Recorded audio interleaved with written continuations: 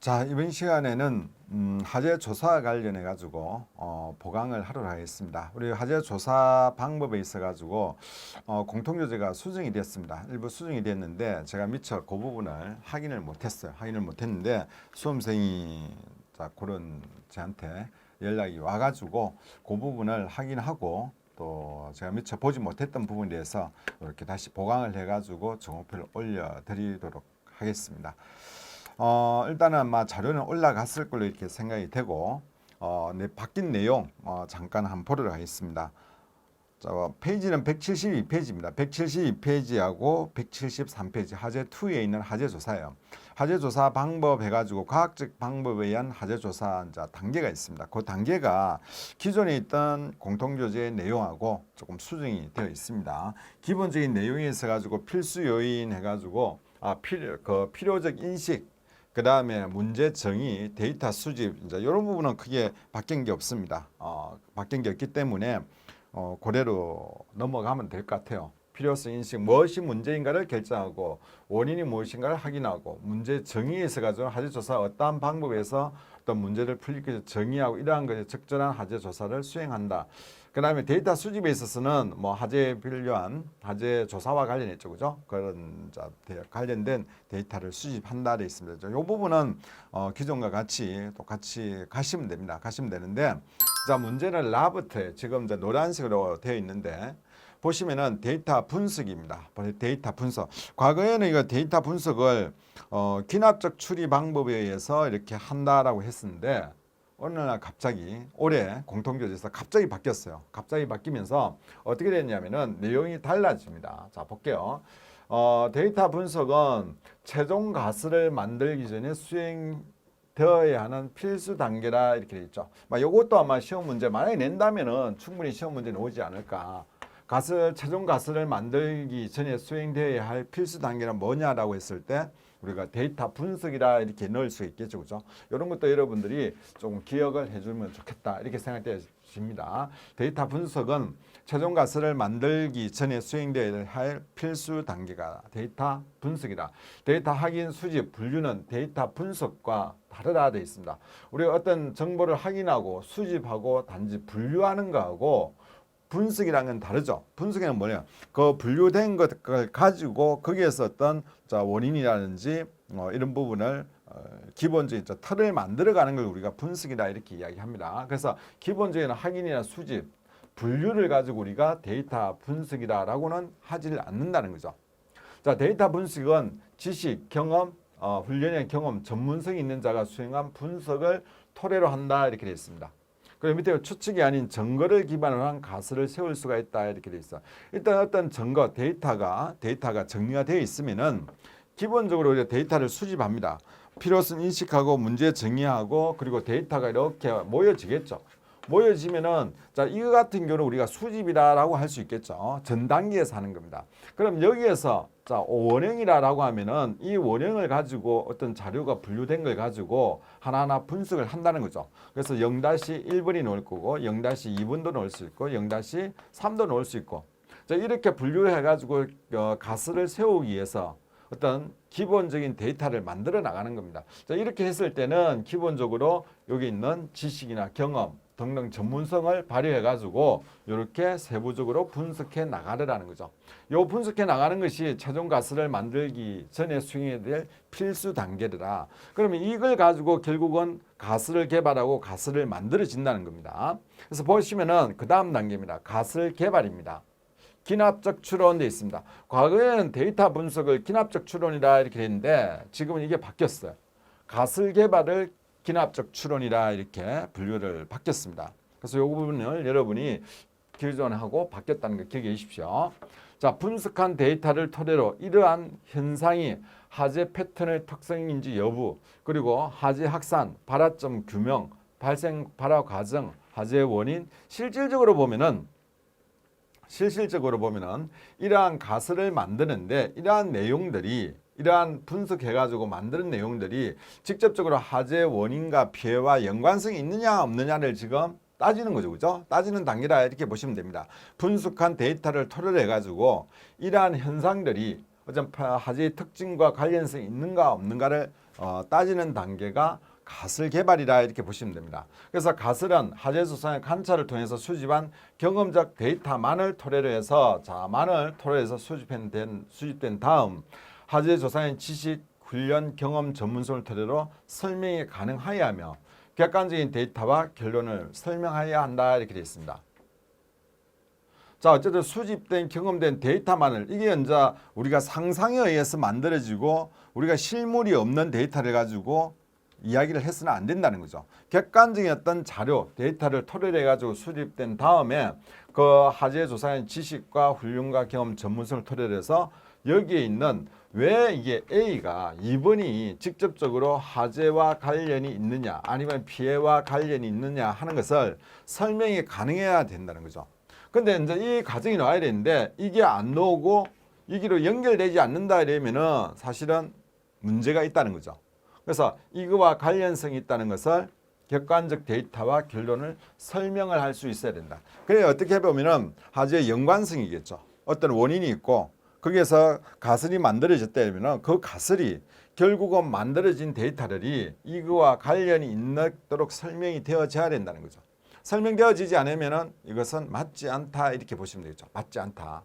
그래서 이런 부분도 가설 추론해 가지고 이게 가설 개발하면 기납적 추론하는 방법에 의하는데 이러한 방법이 이게 이제 기납적이죠. 여러 가지 데이터를 가져와 가지고 여기에서 가설을 개발하는 거고 이 가설은 그냥 그 개인의 어떤 생각에서 하는 게 아니고 정확한 수집된 경험적 데이터만을 가지고 이야기를 하고 이 데이터로 인해 가지고 이 데이터가 자체가 어떻게 객관적인 데이터가 결론적으로는 이거와 연관성 있게 설명이 되어져야 된다는 겁니다. 이렇게 되지 않으면 안 된다는 것을 우리가 가설 개발 단계에서 말을 하는 거죠.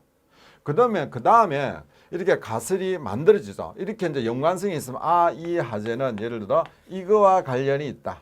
동그라미와 관련이 있다라고 만들어지면은 자, 이제 그럼 이게 가설이 검증을 해야 되죠. 실제 이제 이거와 다 맞아 들어가느냐 하는 거죠. 하재 조사관은 조심스럽고 신중한 검증 과정을 통해서 가설만 입증된 가설로 사용할 수가 있습니다. 이러한 과정을 통해 가지고 실제로 입증된 것만 가설로 사용할 수 있고 가설은 검증된 연역적 추리 원칙에 따라서 수행되어야 하며 되어 있습니다. 가설 검증되어 있습니다. 자, 이 부분은 이제 연역적. 과거에로 이제 가설 검증은 연역적 추리여야 한다라고 했습니다. 자, 어쨌든 가설 검증. 과거에는 가설 검증이 이렇게 썼어요. 가설 검증 공통이 이렇게 썼었는데 지금은 가설 검증 이렇게 되어 있습니다. 자, 어떤 요거는 뭐 여러분들이 이렇게 단어가 수정이 됐다는 거 보시면 될 것 같고 어쨌든 연역적 추리에 의한다라고 되어 있습니다. 하재 조사관은 조심스럽고 신중한 검증 과정을 통과한 가설만을 입증된 가설로 설명할 수 있다. 당연하겠죠, 그죠? 그리고 가설 검증은 연역적 추론의 원칙에 따라 수행되며 이때 하재 조사관은 본인의 가설을 특정 사건에 대한 현상과 관련된 과학적 지식뿐만 아니고 알려진 모든 사실과 비교를 해야 된다.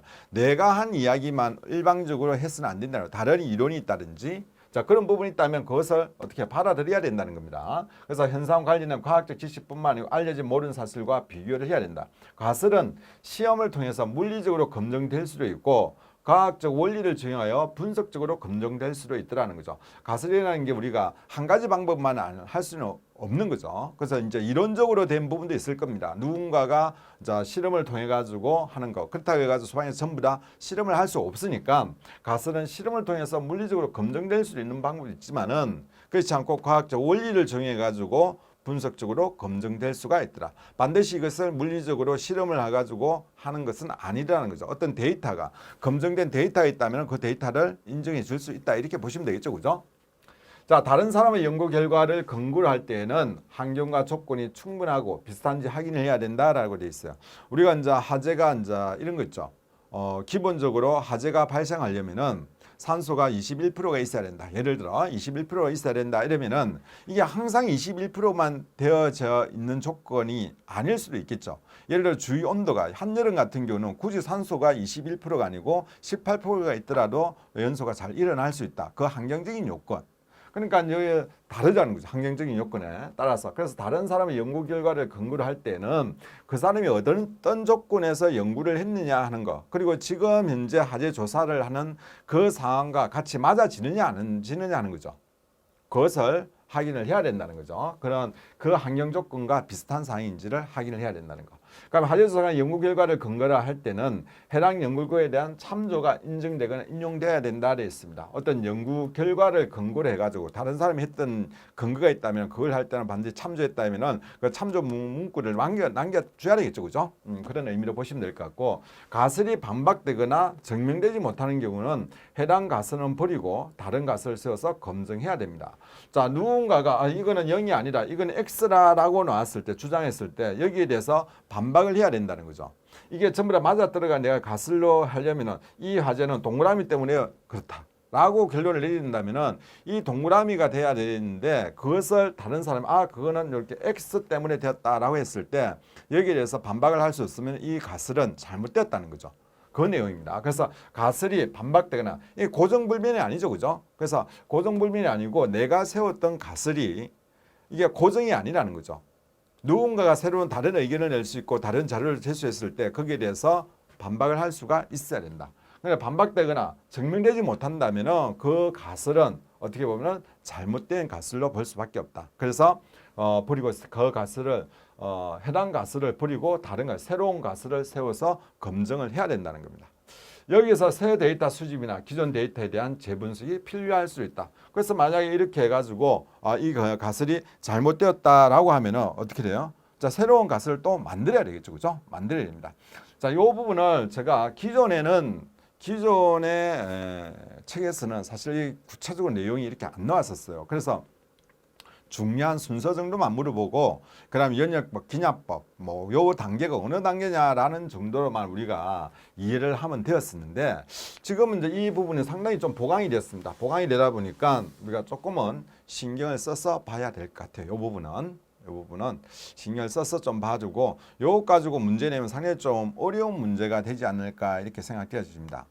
자, 이걸 여러분 풀려면 먼저 이제 가설 검증이 뭐고 가설 설정이 뭐라는 이런 단계가 여러분들이 먼저 이해가 돼야 될 것 같아요. 이해가. 그래서 우리가 가설 검증 같은 경우는, 자, 가설 설정이죠. 설정 같은 경우는 기납적 방법으로 여러 가지를 가지고 분석하고 어떤 가설을 만들어지면은 이것을 어떤 전부 다 적용을 시켜야 되는 거죠. 적용을 시켜가지고 다 맞아 들어가 줘야지만이 되는데, 중간에 누군가 탁 뛰어 들어가서 그건 X라고 했을 때 여기에 대해서 반박을 하지 못한다면 이 가설은 잘못됐다 라는 게 요 내용의 흐름의 핵심입니다. 그래서 요 순서대로 한다는 거 기억하시고, 특히나 이제 가설 검증과 관련된 부분은 세부적인 내용, 그 다음에 여기 있는 가설 설정에 있어 가지고 내용들, 기본적으로 가설 설정은 여러분들 크게 문제는 안 될 것 같아요. 그럼 데이터 분석에서는 최종 가설을 만들기 전에 수행해야 될 필수 단계가 뭐냐라고 했을 때 데이터 분석이고, 데이터 분석과 자료 수집 이런 거하고는 어떻게 다르다는 거 여러분이 구분을 좀 해주시면 되겠습니다. 자, 요것을 표를 가지고 흐름을 만들다 보니까 이제 이렇게 됩니다. 기존에 있었던 부분하고 조금 달라지죠, 그죠? 조금 달라집니다. 그래서 여기 보시면은 기존에 보면은 필요성 인식 부분이 있었습니다. 그다음에 문제 식별 이렇게 돼 있는데 뭡니까? 자료 수집 이렇게 돼 있죠. 기존에는 필요성 인식, 자료 수집 이렇게 돼 있는데 지금은 요 두 단계가 또 들어갔습니다. 추가적으로 빠졌던 내용이 들어가 있고, 그 다음에 이제 자료 분석 이렇게 됩니다. 자료 분석되고, 가설 검증 들어가기 전에 가설 개발이라는 단어가 들어갑니다. 가설 개발. 그래서 가설 개발을 우리가 기납적 추론 방법에 의해야 한다. 그 다음에 가설 검증 이렇게 되죠. 가설 검증은 연역적 추론에 의해야 한다. 이렇게 되어 있습니다. 그래서 이 부분이 이렇게 바뀌었다는 거, 순서가 추가적으로 조금 더 추가가 되었습니다. 그러면은 큰 틀에서 보면은 6개 단계는 아니에요. 단계가 조금 더 있습니다. 더 있는데, 자, 우리 설명은 큰 틀에서 같이 묶어 가지고 하고 있죠, 그죠? 큰 틀에서 자료 수집이라든지 데이터 수집 이렇게 이야기를 하고 있습니다. 자료 수집 같은 경우도 여러분이 데이터 수집 이렇게 놓으더라도 큰 문제는 없겠죠, 그죠? 문제는 없을 것 같습니다. 자료 수집, 데이터 수집 같은 의미로 여러분 봐주시면 될 것 같고, 어쨌든 이런 형태로 전개가 되고 있다라는 거 그렇게 봐주시면 될 것 같습니다. 아마 큰 틀에서는 제가 생각하기에 이게 순서 물어보는 문제는 쉬운 문제가 속할 것 같고, 여러분 조금 신경 써야 될 게 가설 그 기납적이냐 아니면 연역적이냐 아니면은 가설 검증과 관련된 부분, 그다음에 가설 설정과 관련된 부분 내용에 대해서 여러분 조금 더 신경을 써주면 좋을 것 같다 이렇게 생각되어집니다. 자, 내일 모레 시험인데 그죠? 한 뭐 2주밖에 안 남았는데 요거 좀 늦게 알아가지고 여러분한테 이렇게 일찍 전해드리지 못한 거에 대해서 죄송스럽게 생각합니다. 생각하고 그렇지만 또 늦게라도 좀 알았으니까 그나마 다행인 것 같아요. 그래서 여러분이 이 부분 좀 달라진 부분이 있다는 거 아시고 시험장에 가서 좋은 성적 거두시기를 기원 드리겠습니다. 여기서 마치도록 하겠습니다. 화이팅 하십시오.